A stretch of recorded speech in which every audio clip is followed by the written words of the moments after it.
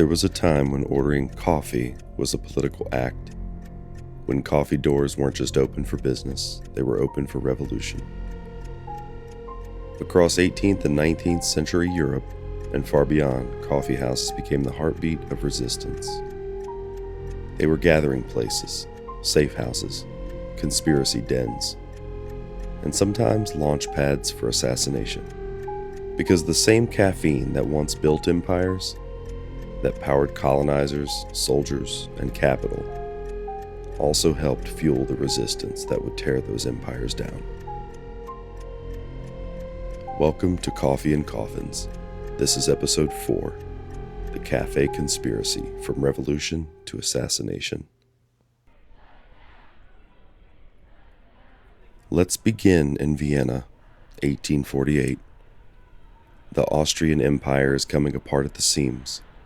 Across Europe, revolutions erupt like wildfires. In France, the monarchy falls.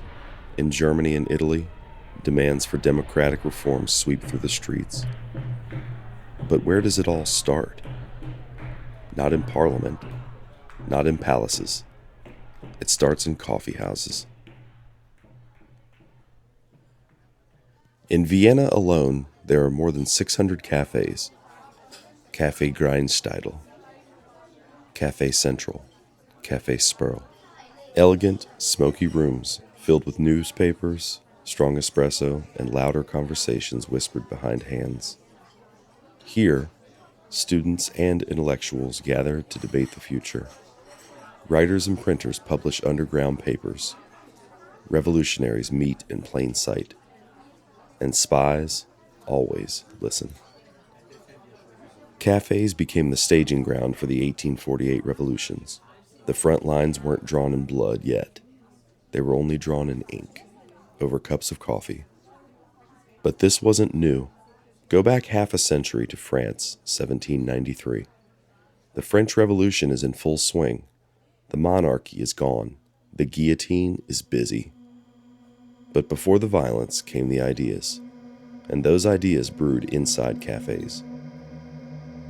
One of the most important was Café Procope. Founded in 1686, Voltaire, Rousseau, Marat, Robespierre, they all drank there. They debated liberty, power, control. They printed pamphlets and read them aloud to crowded tables. As the revolution began, cafe regulars turned into leaders, and later, into executioners. The irony? A drink once seen as an aristocratic luxury became the fuel for tearing down aristocracy itself. Let's fast forward to Serbia, 1903. King Alexander I and Queen Draga are assassinated, dragged from their palace and shot by a group of army officers. But the planning, that started in a cafe. In the heart of Belgrade, the conspirators, members of the secretive group known as the Black Hand, met under the guise of ordinary patrons. They sipped coffee. They whispered.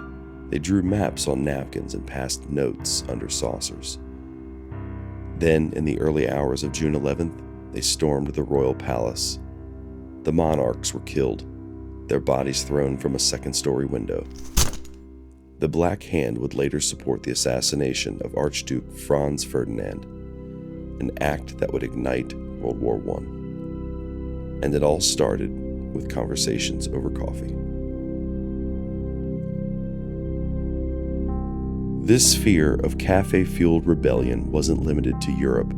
In the Ottoman Empire, coffee houses were repeatedly banned, not because coffee was dangerous to the body, but because it was dangerous to power. Imams preached sermons there. Philosophers questioned the Sultan's rule. Poets performed satire that mocked the empire, line by line. Some rulers tried to shut the cafes down. Others sent in spies, but it was too late. Once people had a place to speak freely, to organize, question, imagine, no empire could silence that entirely. Even in the 20th century, the tradition continued. In Cuba, Che Guevara and Fidel Castro held strategy sessions in Havana's cafes, surrounded by music, tourists, and government informants. In Iran, during the lead-up to the 1979 revolution, many opposition meetings happened quietly over cups of strong dark coffee. Men and women gathered in corner booths, speaking in hushed tones about freedom, theology, and resistance. These were not war rooms, they were cafes, where ideas boiled hotter than the coffee. The next time you sit in a cafe, look around. What's being said? What's being imagined? For centuries, cafes have been places of comfort and confrontation, of espresso and insurrection. In our next episode, we head into the modern age where coffee, politics, and power converge in back rooms, boardrooms, and on battlefields. If today's story stirred something within you, consider subscribing to this podcast. We'll continue to put out short episodes that touch on the dark, tumultuous history of the coffee industry. Thanks for listening.